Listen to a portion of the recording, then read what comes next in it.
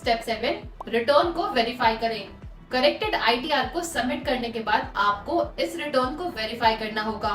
Verification के लिए आप डिजिटल सिग्नेचर सर्टिफिकेट, डीएससी, आधार ओटीपी, नेट बैंकिंग या आईटी डिपार्टमेंट के प्रोवाइडेड ऑप्शंस का यूज कर सकते हैं।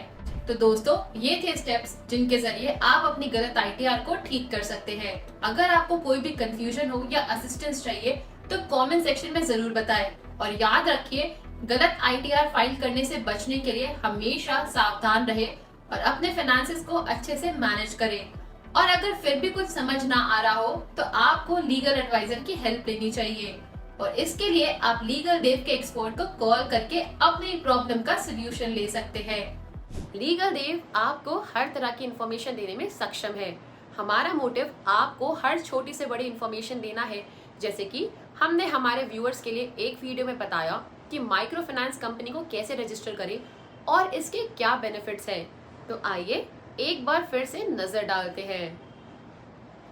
माइक्रो फाइनेंस कंपनी कैसे रजिस्टर करे और इसके क्या बेनिफिट्स है।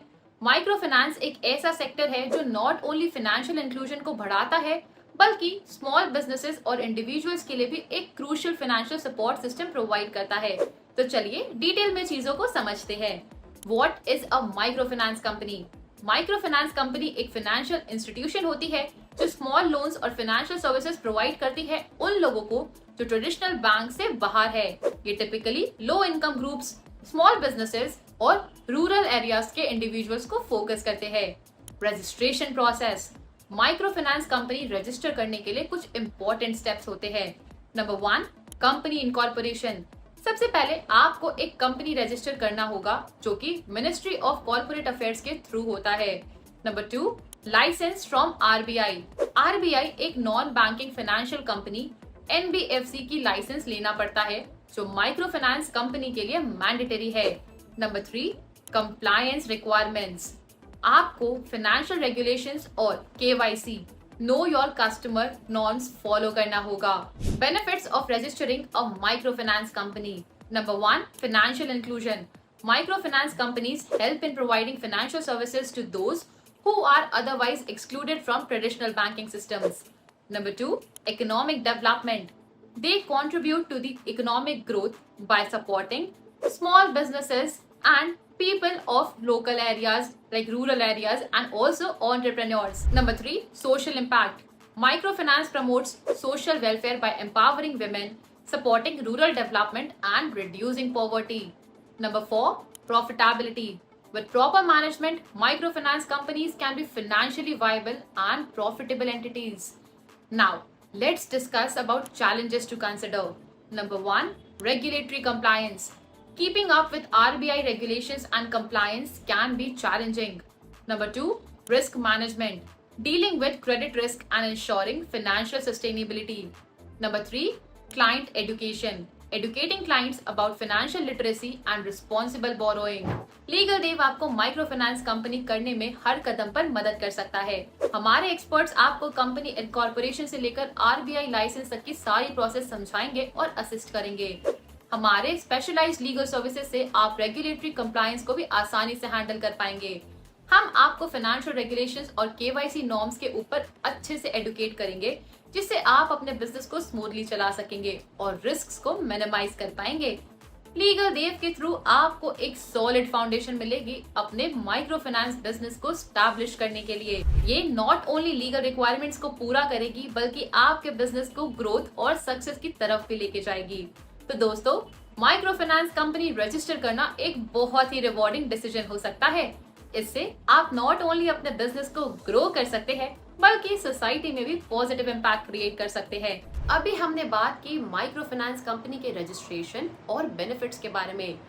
अब हम बात करते हैं उस टॉपिक पे जिसके बारे में बहुत लोग जानना चाहते हैं कि भारत से यूएसए में कंपनी खोलने की क्या प्रक्रिया है। तो आइए एक बार फिर से देखते हैं कि how to open a company in USA from India. कैसे आप इंडिया से यूएसए में कंपनी ऑनलाइन खोल सकते हैं एक सिंपल प्रोसेस के थ्रू। अगर आप भी अपना बिजनेस इंटरनेशनल लेवल पे ले जाना चाहते हैं तो ये वीडियो आपके लिए है। चलिए शुरू करते हैं। यूएसए में कंपनी खोलने के कई फायदे हैं। टैक्स बेनिफिट्स, बड़ा मार्केट और बिजनेस फ्रेंडली एनवायरनमेंट। लेकिन सबसे पहला सवाल आता है कि कहां से शुरू करें। पहला स्टेप है अपनी बिजनेस स्ट्रक्चर को चूज करना। आप एलएलसी कॉर्पोरेशन, एस कॉर्पोरेशन या सोल प्रोप्राइटरशिप चुनिए। हर स्ट्रक्चर के अपने प्रोज और कॉन्स होते हैं। मोस्ट कॉमनली लोग एलएलसी चूज करते हैं क्योंकि ये फ्लेक्सिबल और इजी टू मैनेज होती है। अगला स्टेप है लोकेशन चूज करना। डेलावेयर, नवादा और वायोमिंग पॉपुलर चॉइसेस है due to their business friendly laws. Delaware is specifically popular because of its well-established legal system for businesses. अब चलिए हम बात करते हैं रजिस्ट्रेशन प्रोसेस की। ये सब कुछ आप ऑनलाइन बड़े ही आराम से कर सकते हैं। Number 1, choose a registered agent. Her USA company को एक रजिस्टर्ड एजेंट चाहिए होता है। ये एक इंडिविजुअल या कंपनी हो सकती है जो आपकी लीगल डॉक्यूमेंट्स और नोटिसेस रिसीव करेगी। आप ऑनलाइन रजिस्टर्ड एजेंट सर्विसेज आराम से हायर कर सकते हैं। Number 2, file formation documents. आपको अपनी कंपनी का फॉर्मेशन डॉक्यूमेंट फाइल करना होगा। एलएलसी के लिए आर्टिकल्स ऑफ एसोसिएशन और कॉर्पोरेशन के लिए आर्टिकल्स ऑफ इनकॉर्पोरेशन। ये डॉक्यूमेंट आपकी चोजन स्टेट के सेक्रेटरी ऑफ स्टेट ऑफिस में फाइल करना होता है। आप ये सब ऑनलाइन भी बड़े ही आराम से कर सकते हैं। Number 3, apply for an EIN, employer identification number. EIN एक यूनिक नंबर होता है जो IRS, इंटरनल रेवेन्यू सर्विस, आपकी कंपनी को असाइन करता है। आप इसे ऑनलाइन अप्लाई कर सकते हैं IRS की वेबसाइट पर। रजिस्ट्रेशन के बाद कुछ एडिशनल स्टेप्स भी हैं जो आपको फॉलो करने पड़ेंगे। Number 1, operating agreement and bylaws. अगर आप LLC ओपन कर रहे हैं तो एक ऑपरेटिंग अग्रीमेंट जरूरी है। ये डॉक्यूमेंट कंपनी के ओनरशिप और मैनेजमेंट स्ट्रक्चर को डिफाइन करता है। कॉर्पोरेशन के केस में आपको बायलॉज क्रिएट करने पड़ेंगे। Number 2, open a business bank account. आपको यूएसए में एक बिजनेस बैंक अकाउंट खोलना होगा।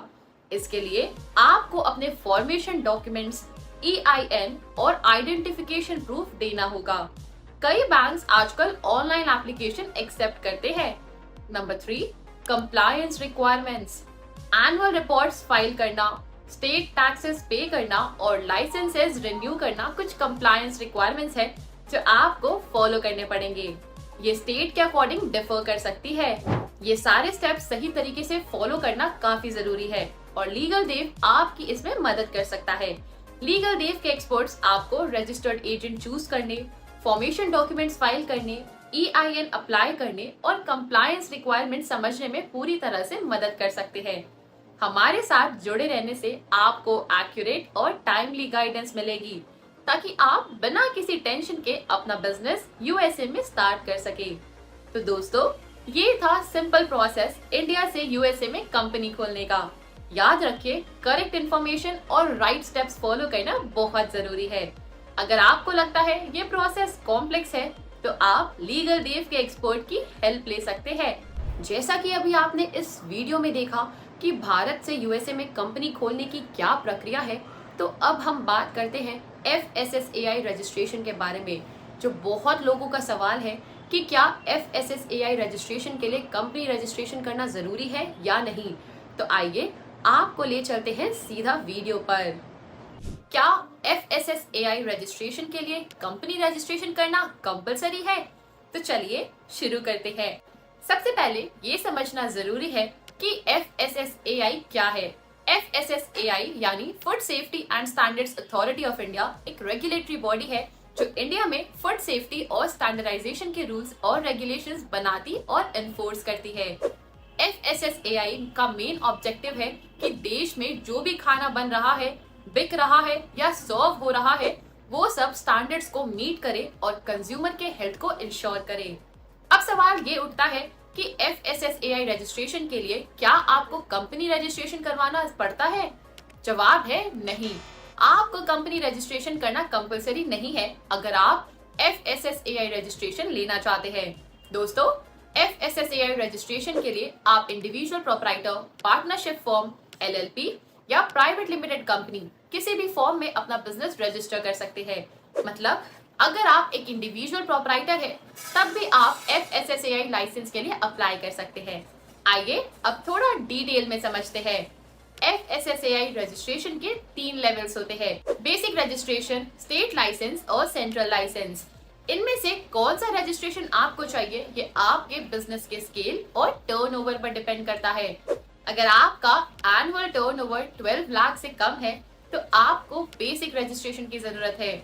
अगर आपका टर्नओवर 12 लाख से ज्यादा और 20 करोड़ से कम है तो आपको स्टेट लाइसेंस चाहिए। और आपका बिजनेस अगर 20 करोड़ से ज्यादा का टर्नओवर करता है तो आपको सेंट्रल लाइसेंस लेना पड़ेगा। इसकी डिटेल्ड वीडियो हमने पहले ही बनाई है, तो आपको वहां जाकर आप आराम से देख सकते हैं। उस वीडियो का लिंक आपको डिस्क्रिप्शन में मिल जाएगा।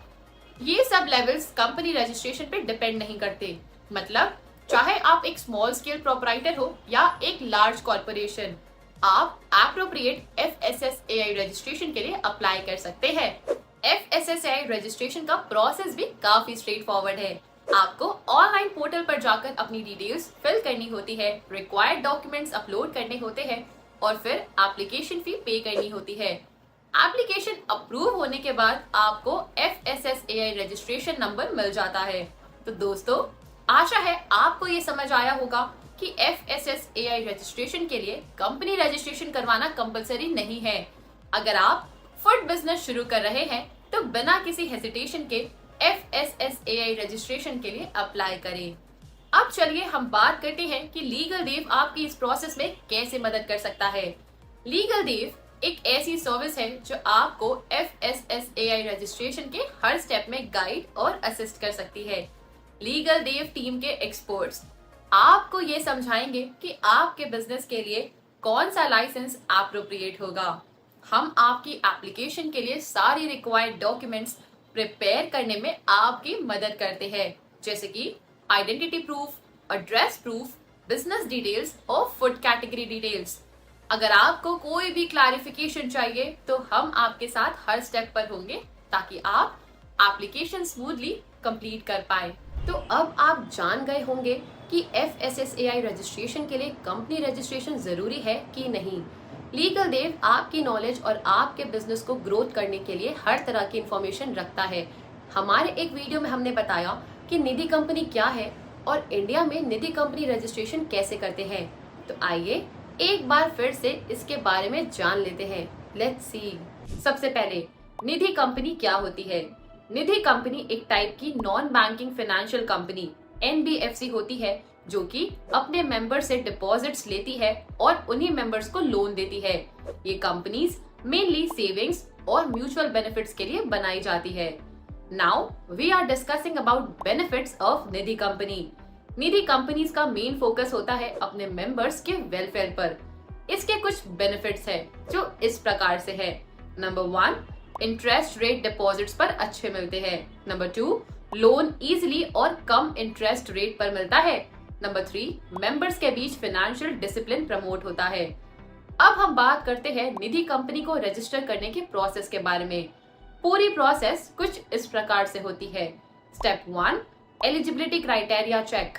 आपको सबसे पहले ये इंश्योर करना होगा कि आप निधि कंपनी के लिए एलिजिबल है। इसके लिए कुछ बेसिक रिक्वायरमेंट्स होती है।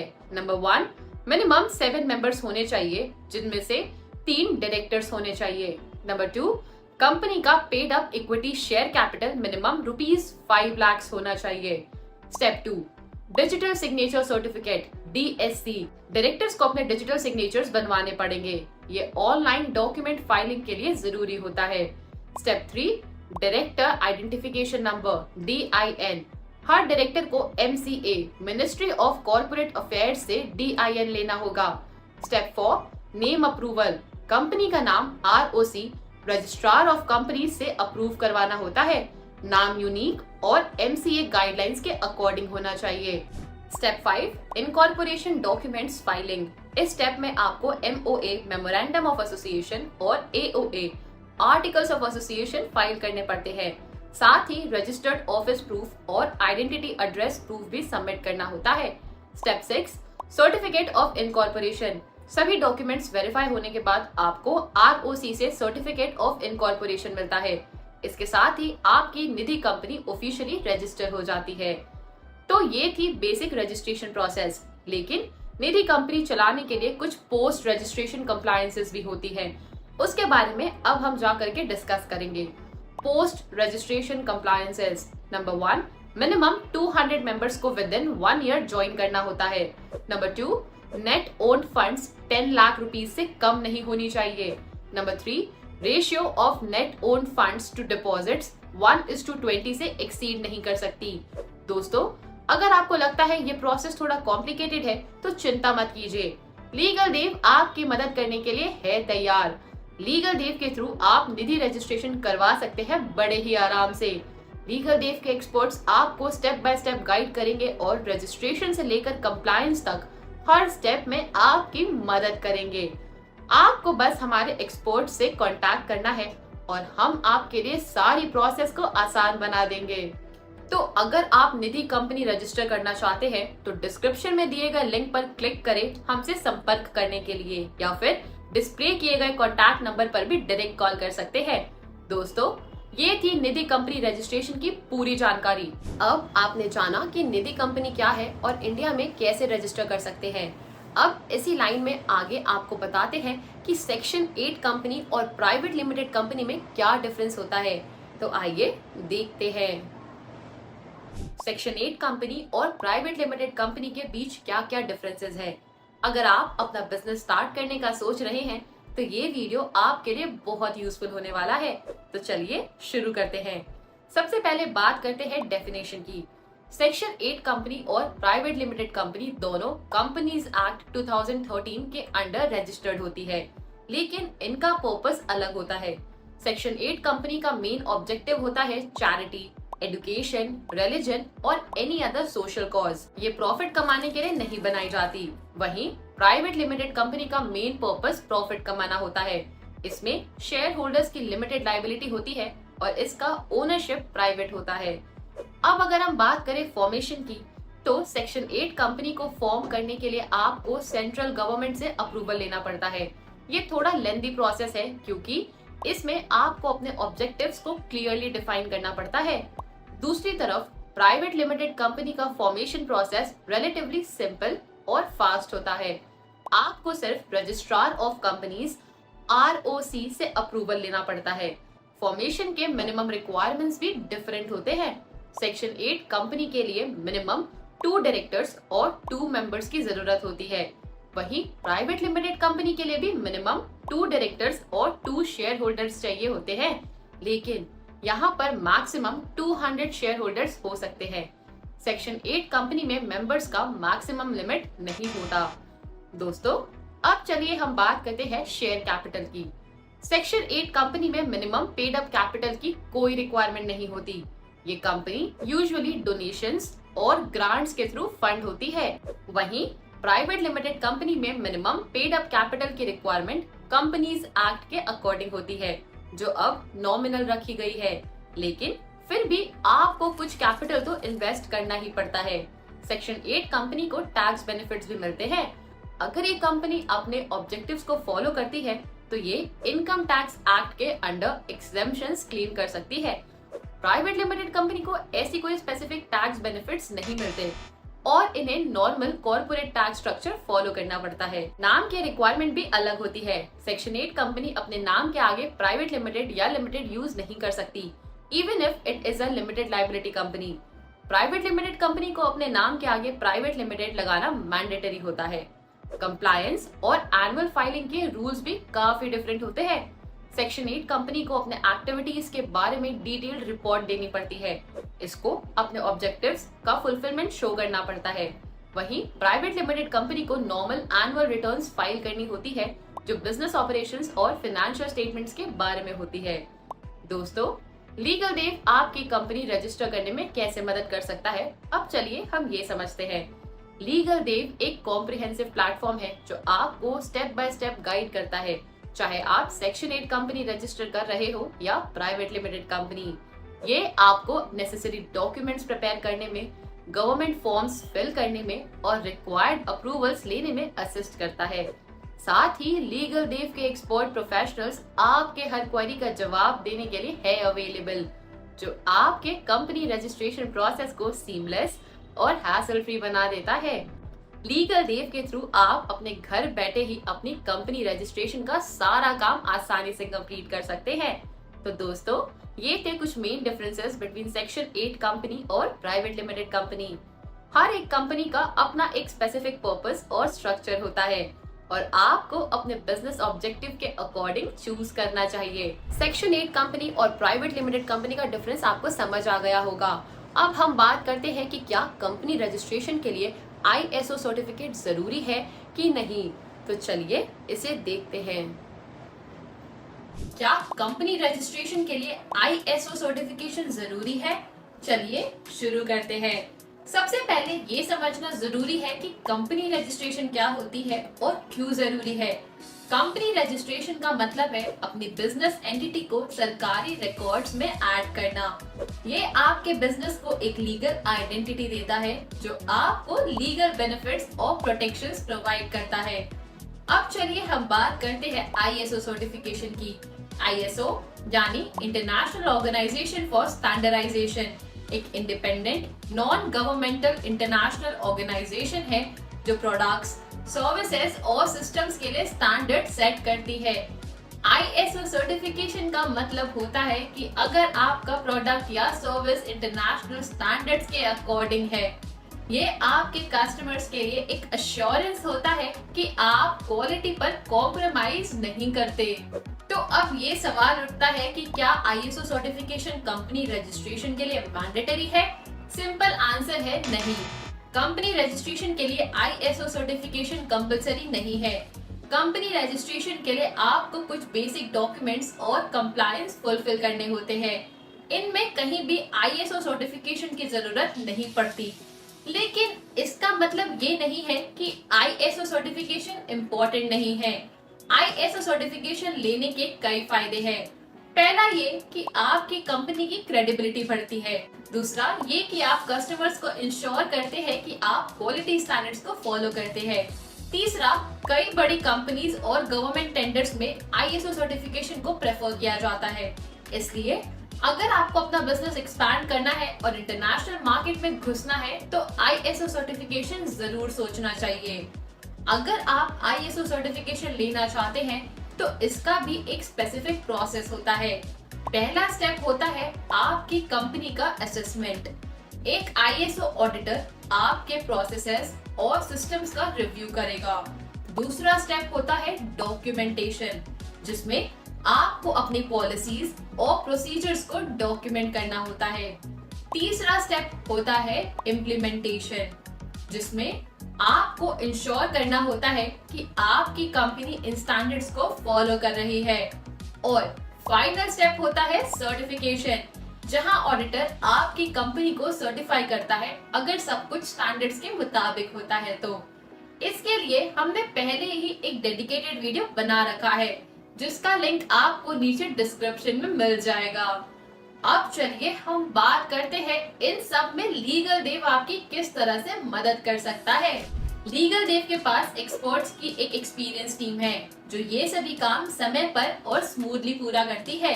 हम आपको कंपनी रजिस्ट्रेशन प्रोसेस से लेकर ISO सर्टिफिकेशन तक हर कदम पर गाइड करते हैं। चाहे वो डॉक्यूमेंट्स प्रिपेयर करना हो, कंप्लायंसेस को फुलफिल करना हो या फिर ऑडिटर से डील करना हो, हमारी टीम आपके साथ है। लीगल देव आपको number 1 company registration, fast track registration services के साथ ऑफर करता है अपनी सर्विसेज।